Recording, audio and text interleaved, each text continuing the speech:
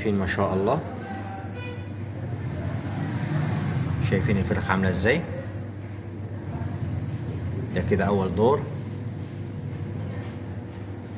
لسه في كمان دول كده يعتبر دجاجتين، لسه في دجاجتين تانيين. النهارده من الاخر هنعمل لكم فراخ مشويه بتاعت الحاتي، حاجه 10 على 10، تشريح وتتبيل حاجه من الاخر، هتستوي معاك حتى لو انت لسه اول مره تشتغل في الشاوي. فلفل حار احمر، هنحتاج معانا 4 من الفلفل،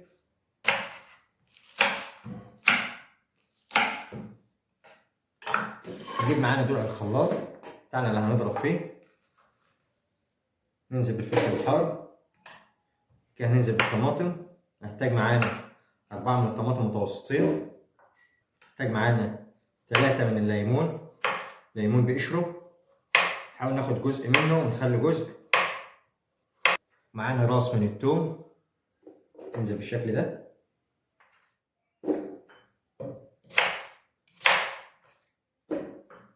طبعا هبدأ اضرب الخضار بتاعي، هحط الدرق بتاعي في الخلاط عشان اضربه بكل سهولة، هنزل عليه بكوباية من المية، هغطي على الدرق بتاعي وابدأ اضرب فيه،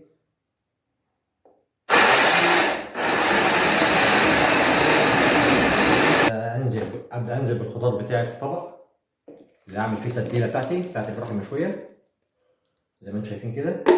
والاربع فراخ عندي ميزان 2 كيلو يعني 8 كيلو، هحتاج معايا 4 معالق من الملح، انا هخليهم 4 الا ربع او 3 ونص بحيث ما يطلعش معايا مالح، 3 ونص ملح، هحتاج معايا معلقتين كبار من الكمون، وهحتاج معايا معلقة كبيرة من الكزبرة، نص معلقة من القرفة، ومعلقة من الزعتر، هضيف عليهم كمان كوباية صغيرة من الزيت، واضيف معاهم معلقتين كبار من الصلصة،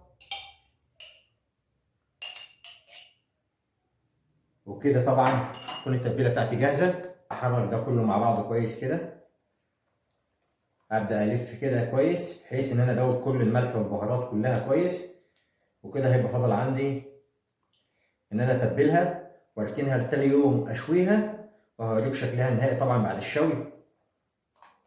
وابدا اقسمها نصين، اخش في السلسله بالنص بالظبط، بعد كده اجي عند الرقبه، اجيب الرقبه على جنب واحد، اخش في الرقبه والنص، اجيب الرقبه في الجنب كده، يبقى كده خدت الرقبه فين؟ في جنب من الجنبين. بعد كده ابدا افسح الفرخه كده واخش في نص العضمايه اللي في النص دي، في نص بالظبط زي ما انتم شايفين كده. ابدا اخد الجناح اخش فيه من تحت كده وافتحه بقى كده بالشكل ده، تمام. هركن النص ده على جنب، بعد كده اخش في النص ده اعمل له كده، افتح فتحه صغيره كده، وبعد كده امسحه، اطلع الورك بتاعي. هنا طبعا طلعت الورك بتاعي زي ما انتم شايفين، بقى الورك لوحده والصدر لوحده والجناح، وهنا الرقبه كلها في الجنب ده. ابدا افسخ الرقبه كده، احاول افسخها كده عشان ايه؟ لما تيجي تنام على الشوايه تنام بالشكل ده مفروده كده. ابدا اخد الصدر ده افرده فرده كامله كده، وبعد ما فردته اخده كمان فرده، يبقى كده خليت الصدر ايه؟ على 3. الصدر الواحد اللي هو ربع فرخه، شايفين ما شاء الله ربع فرخه بقى قد ايه؟ ده كده بقى ربع فرخه او ربع دجاجه زي ما بقول، اي حاجه، هو ده الربع. كده خدت اول ربع صدر، اركنه على جنب كده، وبعد كده اخش في الورك ده على العضمايه بتاعت الورك اهي، خلي السكينه كده جنب الورك بالظبط جنب العضمايه، وامشي بالسكينه على العضمايه، وهنا ارجع تاني الف الورك كده واخد الجنب التاني. ده كده انا بوريكم على البطيء اهو عشان تمشوا معايا ايه، خلاص تبقى سهله معاكم. كده خلاص خدت الجنبين، اخش في العضمايه هنا كده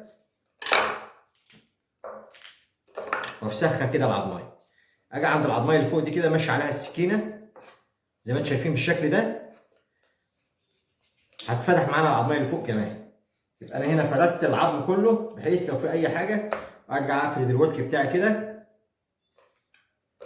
الورك التاني نفس الموضوع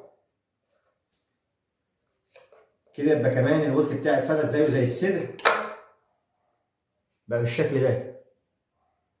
ده ورك واحد برضك، يبقى ده كده ربع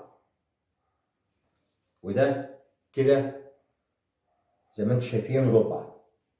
ده كده ربع الورك، وده كده ربع الصدر.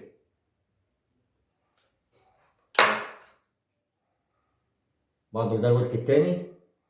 كلها امور سهله وبسيطه خالص، بس هي عمليه تعود بس. هنكمل طبعا بقيه الدجاج كله ونرجع لكم. هنا طبعا بعد ما خلصت الكميه كلها تشريح بالشكل ده. ده الورك، ده شكل الصدر بعد ما اتشرح بقى بالشكل ده. ده ربع صدر بس. هبدا اغسلهم غسله كويسه، وبعد كده نرجع نتبلهم مع بعض ونحضر التتبيله. طبعا نضفنا الفراخ بتاعتنا كويس، هنبدا ننزل بيها في التتبيله كده.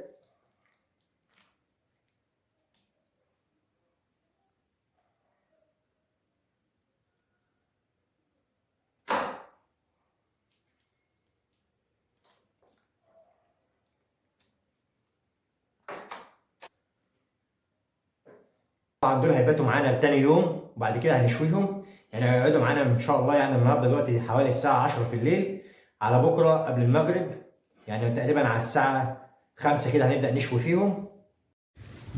وهنا رصينا الفراخ على الشوايه، وشايفين شكلها عامل ازاي. ما شاء الله تحفه.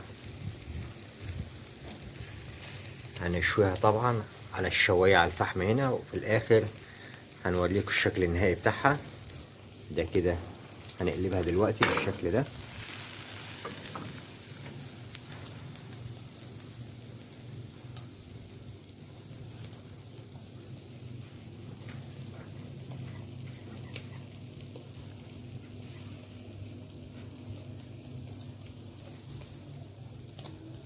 الاتنين التانيين على الشبكة برضه اهون، هما كانوا 4 فرخات طبعا. كده فرخة، كل شبكة عليها فرخة. طبعا فرختين التانيين وريناها لكم بعد ما طلع شكلهم عامل ازاي. طبعا احنا ممكن نطلعه لكم باللون ده، اللون ده طبعا احسن من اللون التاني، ولكن كده هيبقوا لسه ما استووش. فاحنا لازم شايفين لسه نية، هما لونهم حلو بس لسه نية، فلازم طبعا يستووا كويس. شايفين الولد عامل ازاي، السوا بتاعه عامل ازاي، حاجة عظمة. ده مش عايز يتاكل، ده عايز يتبروز. شايفين الصدر تحته عامل ازاي.